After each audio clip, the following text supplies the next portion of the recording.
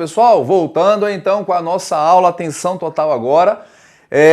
Respondendo só um ponto aqui para vocês, legalidade tem alguma exceção? Princípio da legalidade, pessoal? Olha só, todos os princípios vão comportar relativização.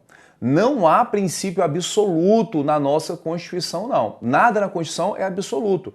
Nós podemos, em certa medida, restringir a aplicação de um princípio para que você possa aplicar outro.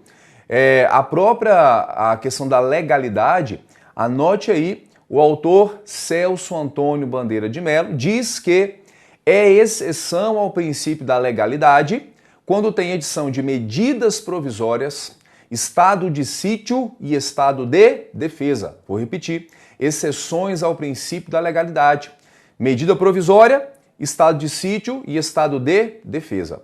Por que ele fala isso? Ele fala que legalidade é fazer aquilo que a lei determina. E ele fala então que medida provisória não é uma lei, não é verdade? É um ato que só tem força de uma lei. Se eu só tenho um ato que tem força de lei, parece uma lei, mas não é tecnicamente uma lei, só tem a força dessa lei, ele fala, então, isso é exceção à legalidade, que a medida provisória pode trazer condutas a serem seguidas pelos administradores. É uma exceção que ele coloca, já foi cobrado isso em prova do CESP, concurso do IBAMA, salvo engano, 2008 ou 2013.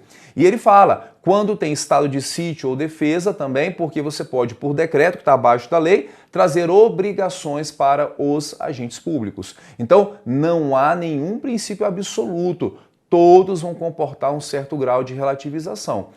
Por exemplo, a publicidade, a própria Constituição vai trazer situações nas quais a publicidade pode não acontecer. Segurança do Estado, da sociedade, intimidade, privacidade, todos vão comportar um certo grau de relativização, sim. A impessoalidade pode ser relativizada? Pode. Quando eu faço o concurso público, eu estou privilegiando qual princípio? Da impessoalidade, não é? Fiz concurso, privilegiei a impessoalidade.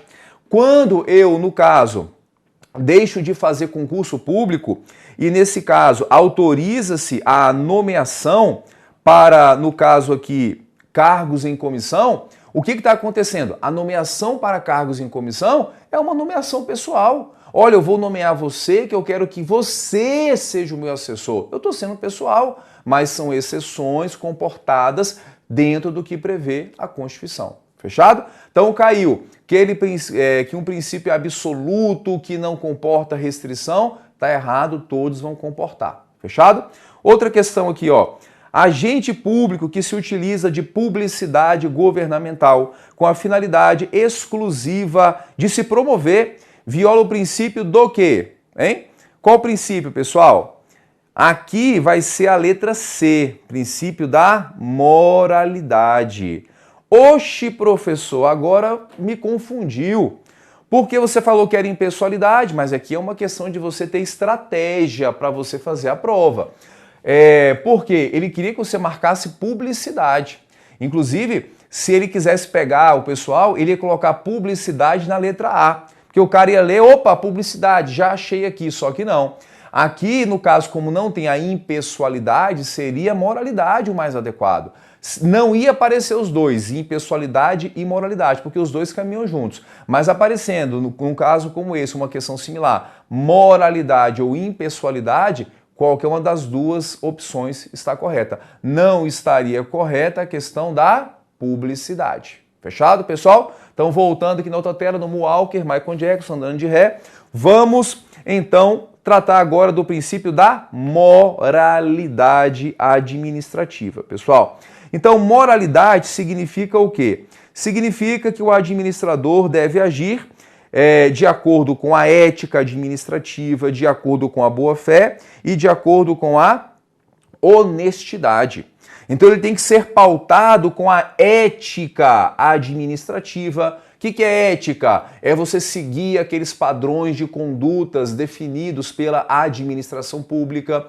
Inclusive, a matéria de ética é uma matéria que para você, pessoal, é ponto ganho no concurso, porque é uma matéria que é pequena, são alguns decretos que você tem que ler, que são fáceis de você ler, e se vem 5 questões, 10 questões na sua prova, você consegue acertar todas, que o conteúdo ele é muito pequeno de você estudar e vem muitas questões. Vem questões de ética, muitas vezes a matéria de improbidade vem dentro de ética, a matéria de regime disciplinar de servidores vem dentro de ética. Ética é uma matéria bem fácil. Mas o que seria a ética administrativa? Seguir as normas de conduta definidas pela administração. Temos o Código de Ética da Administração Pública Federal, que vai dizer o que é ético, o que não é ético. Então você agir de forma moral é você seguir também essa ética administrativa. É você agir com, olha só, com a boa fé na sua conduta. E acima de tudo, você agir com honestidade. Então você tem que agir também com honestidade. A gente não quer hoje um administrador que só atue de forma legal. Ele até pode, olha só, ele até pode agir com legalidade e com falta de moralidade. E isso vai ser um ato ilegítimo. Olha só aqui para baixo, pessoal, olha aqui, ó. A moralidade é, então, condição de validade do ato administrativo. Por isso, o ato pode ser legal e, ao mesmo tempo, imoral. Se a moralidade é a condição de validade, ele pode praticar um ato legal e imoral, e, sendo assim, o ato será ilegítimo, será irregular aquela conduta. Então, por exemplo, pessoal, nesse caso, nós temos aí um caso julgado pelo TCU, a União fez transferência de verbas para o município, o prefeito tinha liberdade para decidir o que iria fazer com a verba, só que o prefeito, ele fez licitação, o convênio permitia que ele fizesse a compra do que ele fez de carros novos para o prefeito e os seus secretários andarem. Só que ele não investiu em hospitais, não investiu em escola, investiu em carros novos para ele e os secretários. Gastou a verba todinha nisso aí. Quando o TCU foi fazer a prestação de contas, ele disse, olha, analisar, você agiu de acordo com a legalidade. Parabéns. Mas cadê a moralidade? Cadê a sua boa-fé? Cadê a sua honestidade aqui? Ora, você fez licitação e comprou carros novos, olha o carro luxuoso aí, carro do ano, ar-condicionado, banco de couro, carro top desse, mas você não aplicou onde você deveria. Então reprovou as contas por conta de falta de moralidade. A moralidade é hoje pressuposto de validade de um ato administrativo. Se o ato, por mais que respeite a lei, não for moral, esse ato é ilegítimo, é um ato inválido. Fechou? Pessoal, olha aqui, ó. Moral comum é a mesma coisa de moral administrativa? Sim ou não, pessoal? Moral comum é a mesma coisa de moral administrativa? Pessoal, são conceitos que nem sempre vão coincidir. Cada nicho, cada setor, inclusive da própria sociedade, tem os seus padrões de moralidade.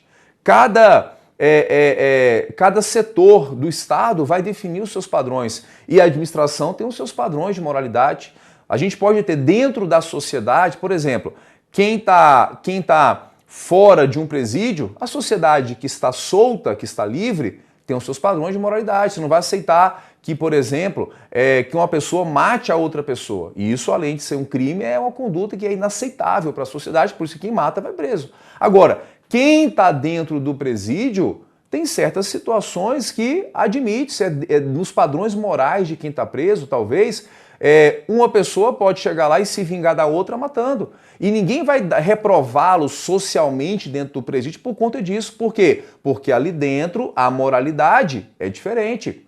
A questão de moral para quem está dentro, muitas vezes, de um ambiente religioso, de uma igreja, é diferente para quem não participa. E até mesmo dentro das igrejas, e aqui sem adentrar em questões religiosas, mas sem dizer que alguém é melhor por estar na igreja e outro não, mas são condutas, são padrões de moralidade que são diferentes. Então, isso acontece também junto à administração pública. A administração pública não tem a mesma moral em várias situações da sociedade em geral. Então, moral comum e moral administrativa, elas muitas vezes não são coincidentes.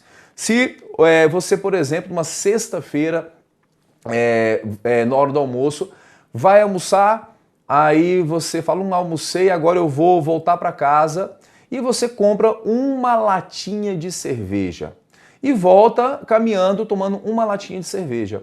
Uma sexta-feira, solzão quente, aí você vê aquela cerveja, aquela Heineken que fala perna de pedreiro, já viu perna de pedreiro? Aquela que fica aqui só aquele pozinho ali que você passa a mão, aquela que você tira 5 segundos antes de congelar, fala, opa, essa é a cerveja.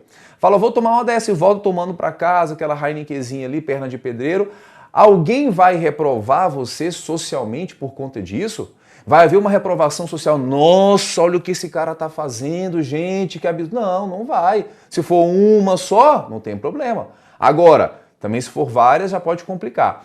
Agora, imagina que um servidor público vai almoçar numa sexta-feira, sol quente, terno e gravata, fala, vou pegar essa Heineken ali, ó, aquela Heineken vai descer mais que redonda. E entra na repartição pública tomando a latinha de cerveja. Vai haver uma reprovação social na administração pública? Sim, pessoal. Por quê? Porque, nesse caso, aquela conduta já não é aceitável para a administração. Tanto é que nas festinhas de final de ano, fala, ó, não pode ter bebida alcoólica. Porque a pessoa sabe que bebida alcoólica na administração não é aceitável, nem recomendável que tenha. Então, nesse caso, são padrões de moralidade que são diferentes. Entende isso aí? Fechado? Bora para a tela? Vem cá comigo, então.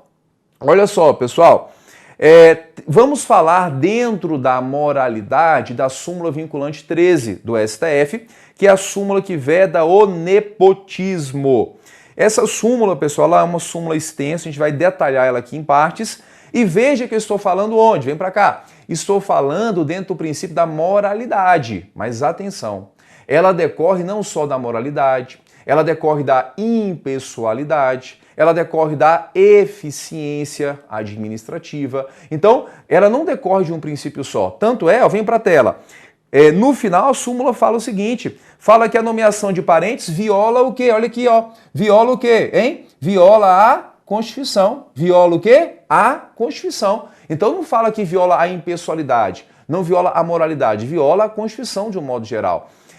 Então, se alguma questão de concurso, vem para cá, olha só vocês, se alguma questão de concurso falar, nesse caso, que a súmula vinculante decorre da moralidade, tá certo? Decorre da impessoalidade, tá certo? Decorre da eficiência, tá certo? Se falar que decorre da impessoalidade e moralidade, também tá certa a questão. Ela envolve uma série de princípios e não um princípio só. A gente vai ver dentro de moralidade por uma questão, aqui na verdade uma questão que é uma questão didática, mas eu poderia ver dentro da eficiência, dentro da impessoalidade, mas a gente fala dentro da moralidade por uma questão, opção didática nossa. Fechou? Tranquilos aí, pessoal?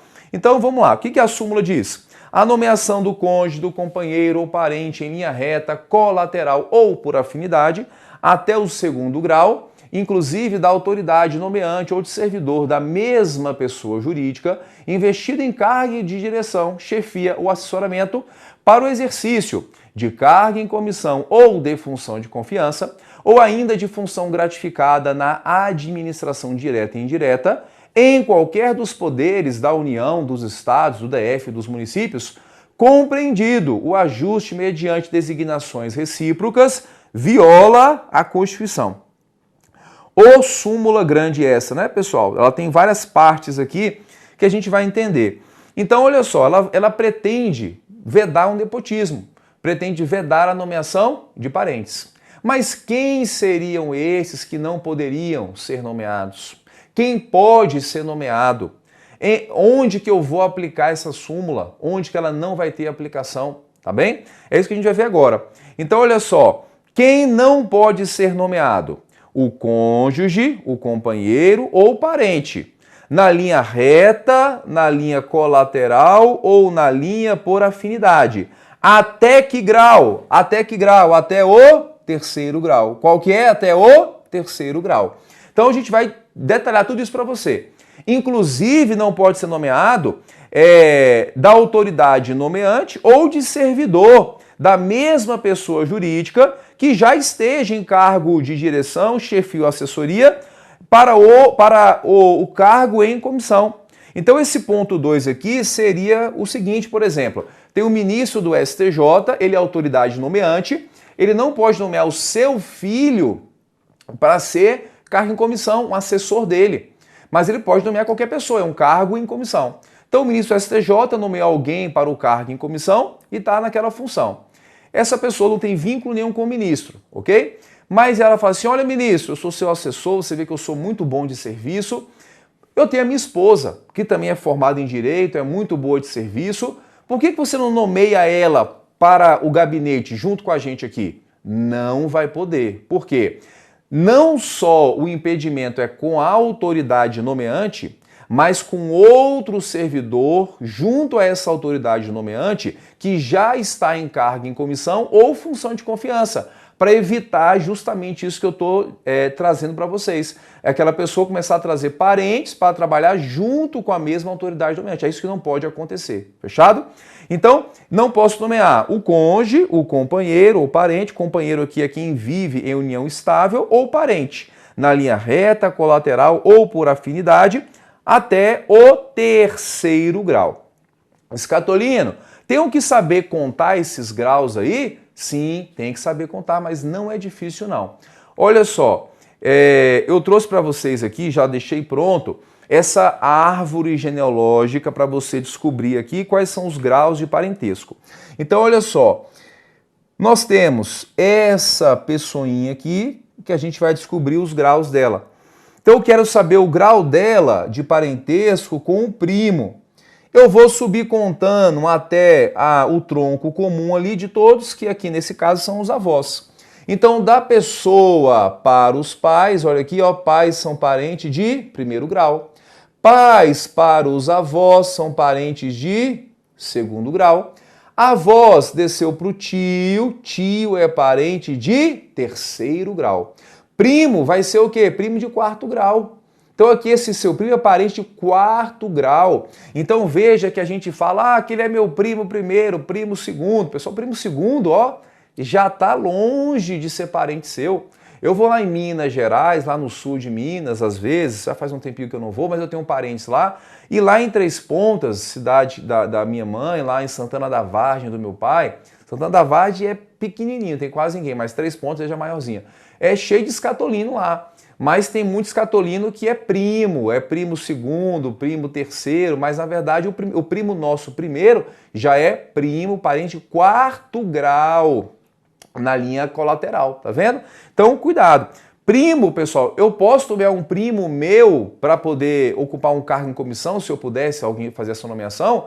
Primo pode. Por quê? Porque primo não está dentro da súmula vinculante. Primo está fora. Fechado? É até o terceiro grau. Então o tio não poderia. O avô nomear o neto não, porque avô é segundo grau. Primo já está fora. Fechado?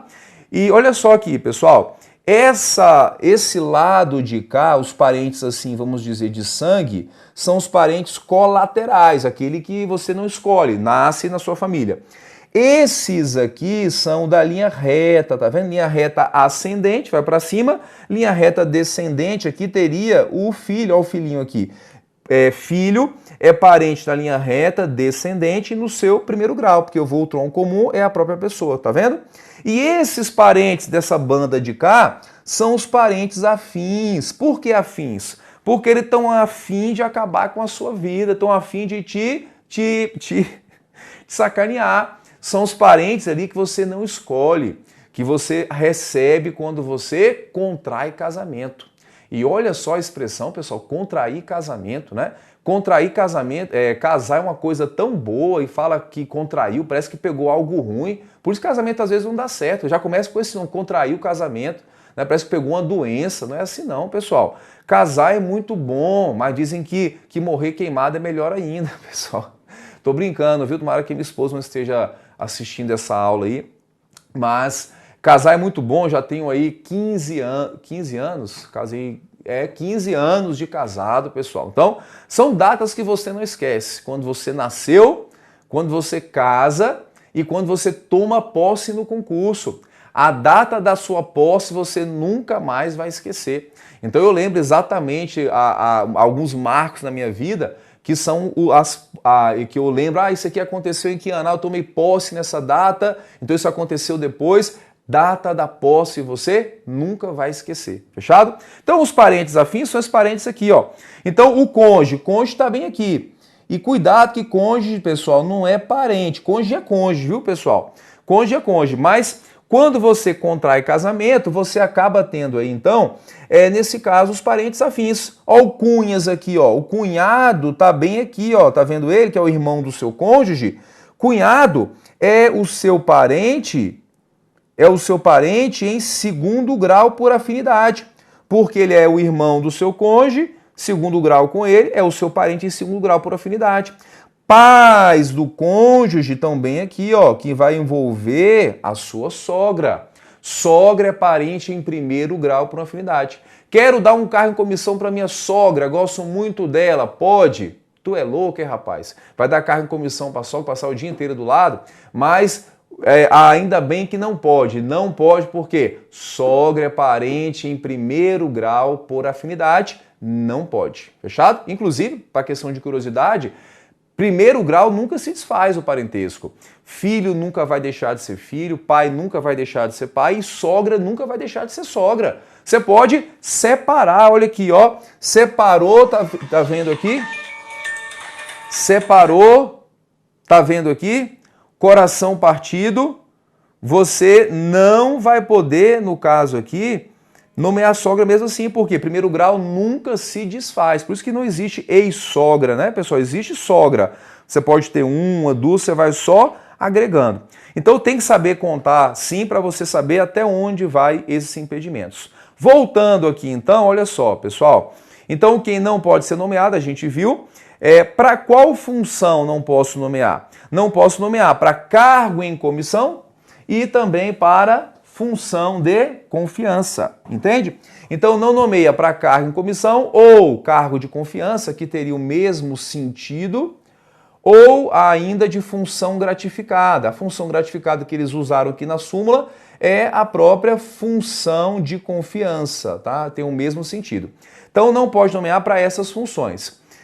Antes disso, pode nomear para cargo efetivo? Pode nomear para cargo efetivo? Sim, pessoal. Por quê? Porque nesse caso aqui, pessoal, cargo efetivo aqui é o cargo do concursado. Então eu tenho lá o ministro-presidente do STJ, está como presidente. Seu filho fez o concurso para analista do STJ. O presidente pode nomeá-lo para cargo efetivo? Pode, porque cargo efetivo é o cargo do concursado, não tem impedimento nenhum. O que não pode é nomeá-lo para um cargo em comissão depois junto com ele. Está bem? Avançando, olha só. Aplica-se aos agentes políticos? Sim ou não? Sim ou não? Pessoal, atenção a isso aqui, ó. Aplica agente político? Não. Segundo o STF, a súmula vinculante não se aplica aos agentes políticos, viu, pessoal? Então nós tivemos aqui um caso de um secretário estadual que era parente do prefeito, era irmão dele. Tivemos um caso de um governador que nomeou irmão para secretário ali estadual, eram irmãos também, e o STF falou que a súmula vinculante não se aplica para cargos, para agentes políticos, ela é para cargos técnicos. Então o governador pode nomear o seu irmão, presidente pode nomear qualquer parente para cargos de ministro, porque para cargos, para funções políticas, não há impedimento. Fechado? Agora, conselheiro de Tribunal de Contas é um cargo político? O STF entendeu que não. O STF entendeu que esse cargo, o conselheiro de Tribunal de Contas, é um cargo técnico e aplica-se a súmula vinculante. O mesmo governador do Paraná nomeou um irmão para ser da Secretaria de Estado, ficou porque ela pode, e o outro irmão para ser conselheiro de Tribunal de Contas. Supremo falou que não. Olha, Tribunal de Contas é função técnica, não pode haver a nomeação, e esse irmão, então, teve que sair. Fechado? Então, o Supremo vem admitindo como regra geral que para cargos políticos não se aplica a súmula vinculante. Entende? Cuidado só com uma coisinha, atenção que isso aqui é uma exceção. O Supremo, ele tem afastado, ele tem barrado algumas indicações para cargos políticos quando é comprovado que a pessoa não tem a mínima habilidade técnica. Então, a pessoa que não tem a mínima habilidade técnica, ela tem sido, assim, digamos, afastada, o Supremo não permite a posse quando ele é provocado. Uma pessoa ser nomeada para, de repente, é irmão do governador, para ser secretário de saúde. Só que ele não tem noção nenhuma da área de saúde, ele não é da área, ou então ele nunca exerceu nenhum cargo de administrador. Então, quando a pessoa não tem a mínima habilidade técnica para exercer aquela função, mesmo para a função política, o Supremo não admite. Cuidado como você responder às questões. Se colocar a regra geral, dizendo, olha, o Supremo admite a nomeação de cargos ou agentes políticos e que não encontra violação à súmula vinculante, certo. Agora, se for para exceção, qual que é a exceção? A questão começa a descrever um caso de uma pessoa que não tem habilidade, não é formada para a área e foi indicada, e é parente da autoridade que nomeou e é indicada para essa função. Se a questão for para o lado que a pessoa não tem habilidade técnica, não tem expertise, não tem experiência em nada, aí vai marcar que não pode, porque mesmo sendo cargo político, para situações como essa, o Supremo não tem admitido a nomeação. Mas, como regra geral, ele admite sim para cargos políticos. Fechado? E para qual função? Cargo em comissão, ou função de confiança, ou função gratificada, a gente já falou. Vamos voltar para a tela aqui então. Olha só. Nepotismo cruzado. O nepotismo cruzado está nessa parte aqui da súmula que fala compreendido o ajuste mediante designações recíprocas. Então, quando há designações recíprocas, é o nepotismo cruzado.